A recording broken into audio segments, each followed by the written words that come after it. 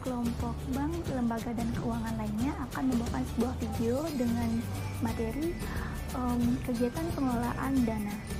Sebelumnya, izinkan saya memperkenalkan diri terlebih dahulu. Saya Putri Diah Priscilandari dengan NIM 201030021 dan rekan-rekan saya lainnya.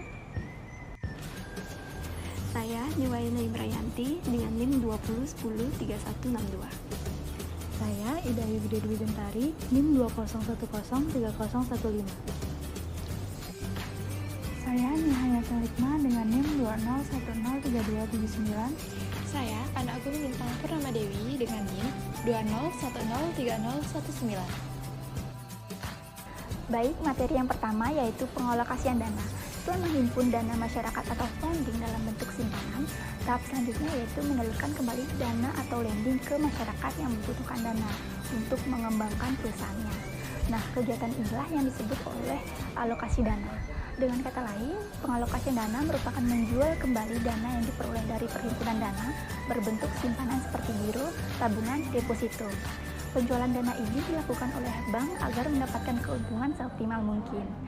Penentuan bunga tergantung dari besar kecilnya dari jumlah pinjaman yang diajukan masyarakat ke pihak bank. Selanjutnya, saya akan menjelaskan mengenai pengertian kredit. Kredit berasal dari bahasa Latin credere yang artinya percaya.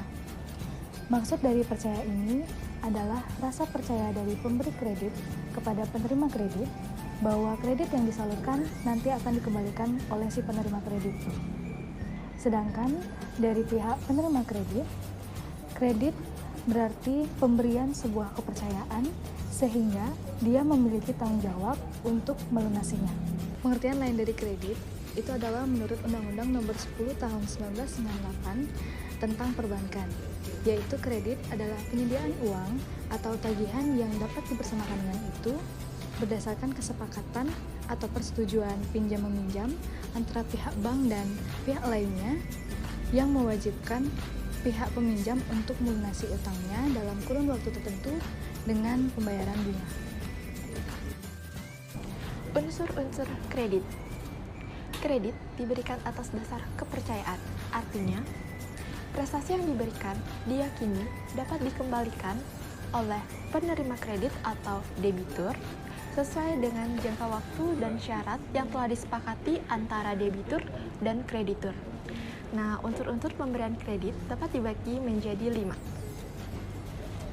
Yang pertama, yaitu unsur kepercayaan.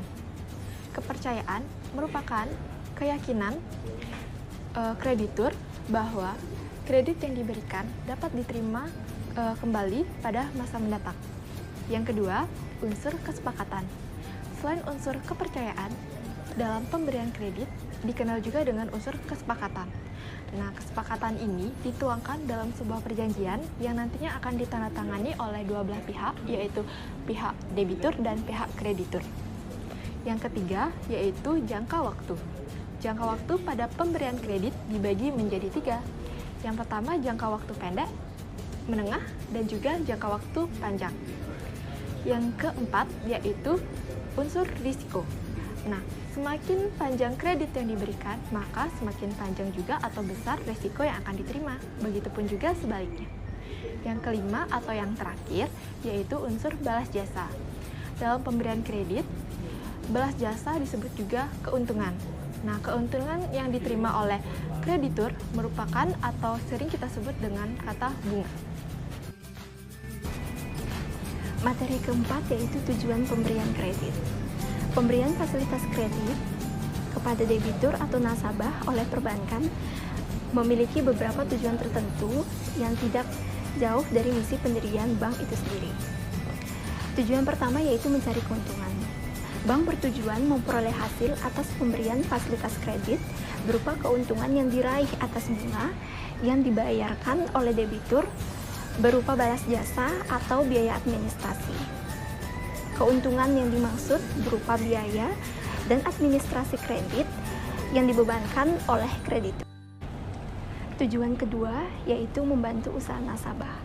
Tujuan lainnya yang tidak kalah penting dari pemberian fasilitas kredit yaitu membantu usaha nasabah baik berupa modal kerja maupun investasi. Dari pemberian fasilitas kredit tersebut, maka akan membantu nasabah untuk mengembangkan atau memperluas usahanya. Tujuan yang ketiga yaitu membantu pemerintah.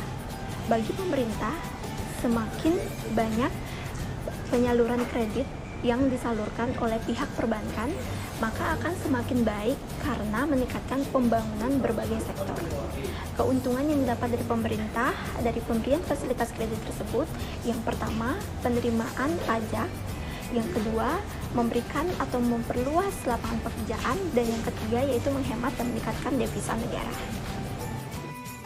Prosedur pemberian kredit yang pertama itu mengajukan berkas-berkas. Calon peminjam mengajukan berkas-berkas yang telah dilengkapi kepada pihak bank dan juga sebuah proposal. Yang kedua itu ada penyelidikan berkas-berkas. Penyelidikan berkas-berkas ini bertujuan untuk mengetahui berkas yang telah diajukan oleh calon peminjam sudah lengkap dan benar. Yang ketiga, wawancara pertama. Wawancara pertama ini bertujuan untuk mengetahui untuk meyakinkan kembali apakah berkas yang diajukan sudah benar dan sudah lengkap dan mengetahui keperluan nasabah. Yang keempat, survei lapangan atau on the spot. Survei lapangan ini untuk mengetahui objek yang dijadikan tempat usaha atau pinjaman. Yang kelima, wawancara kedua. Wawancara kedua ini dilakukan setelah dilakukannya survei untuk melengkapi berkas-berkas yang kurang oleh calon peminjam setelah dilakukannya survei.